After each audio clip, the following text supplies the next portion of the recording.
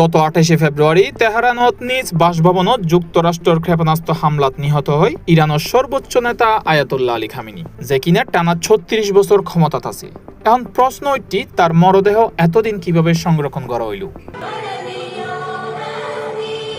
Fox নিউজের সন্ত্রাস বিরোধী বিশেষজ্ঞ ডক্টর মোহাম্মদ ওমর হই খামেনির মরদেহ রাসায়নিকভাবে সংরক্ষণ করা নয়, বরং হিমায়িত অবস্থাত রাখা হই বলেই ধারণা করা। শিয়া আইনত ব্যতিক্রমী পদ্ধতিতে দাফন বিলম্বিত করিবে সুযোগ আছে। তে আরো জানাই, ইরানের ফরেন্সিক মর্গত অনেক সময় 1 মাস ধরে এনে মরদেহ সংরক্ষণ করা হয়। বাংকার বিধ্বংসী হামলাত খামেনির মরদেহ খুব বেশি অংশ অবশিষ্ট নাও থাকিত পারে বলে এই বিশেষজ্ঞর ভাষ্য।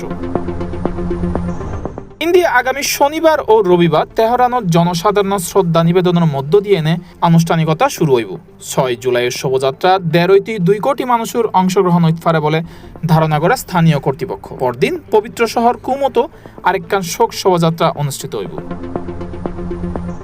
ইরানের সর্বোচ্চ নেতা আয়াতুল্লাহ আল খামেনির জানাজাত অংশ লেভেলে তেহরানত পৌঁছাই বাংলাদেশ জাতীয় সংসদের স্পিকার হাফিজউদ্দিন এবং খামেনির শেষকৃত্যের এক অনুষ্ঠানত অংশগ্রহণ করে।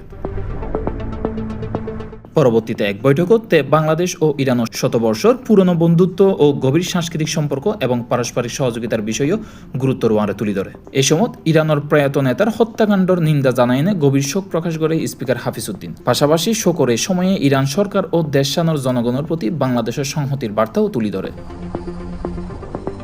বৈঠক শেষে বাংলাদেশ সফরল্লায় ইরানের স্পিকার মোহাম্মদ বাগের গালিবাফরে আনুষ্ঠানিক আমন্ত্রণ জানায় speaker Hafizuddin Ahmed. International desk C+ TV।